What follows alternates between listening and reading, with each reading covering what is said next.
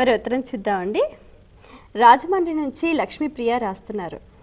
శని దోషాలు తొలగటానికి పాటించాల్సిన పరిహారాలు ఏమిటి తెలియజేయగలరు అంటూ రాస్తున్నారు. ఇప్పుడు మనం చెప్పుకున్నాం, నువ్వుల నూనెని, నువ్వుల్ని అలా ఇవ్వాలి ఇవన్నీ అని అనుకున్నాం కదా.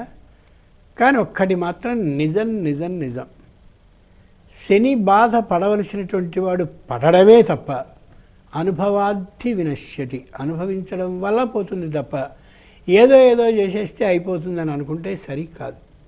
మరి అయితే ఎందుకంటే ఇప్పటివరకు ఈ నువ్వులు ఇవ్వాలి, ఏదో ఇనుప వస్తువు ఇవ్వాలి, నువ్వులు ఇవ్వాలి, నల్ల తుండి ఇవ్వాలి, నల్లటి వస్త్రాలు ఇవ్వాలి, ఏమో పత్తి ఇవ్వాలి, ఎందుకు చెప్పారు అంటే పరిహారం కోసం కాదు, అది ఉపశమనం కోసం.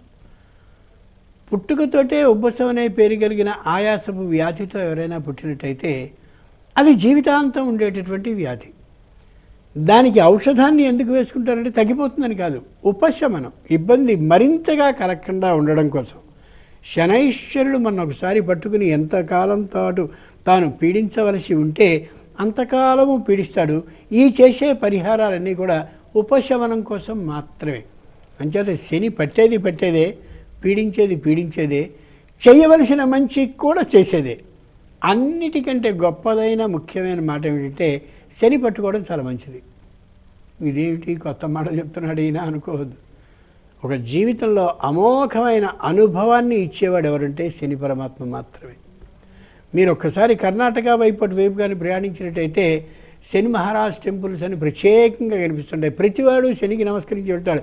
విష్ణువుకి, పార్వతికి, అయ్యవారికి నమస్కరించకపోయినా శనిదేవుడికి మాత్రం ఖచ్చితంగా నమస్కరించి వెళ్తాడు.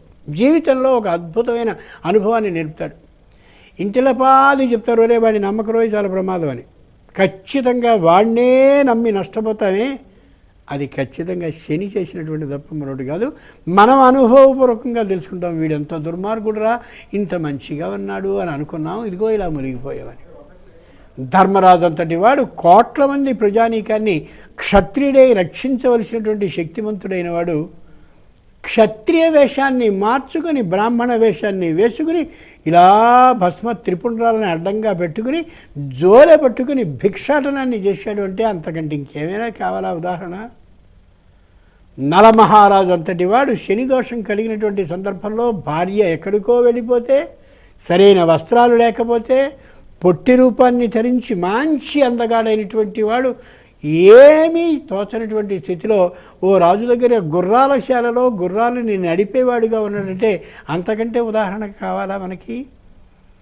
కాబట్టి అమోఘమైన పరిహారాలు మనకి తెలిసిన అనుభవం వల్లే పోతాయి తప్ప ఆ పరిహారాలను చేసేసి శని నన్ను బాధించడు అని అనుకుంటే అంతకంటే వెర్రితనం మరొకటి లేదు.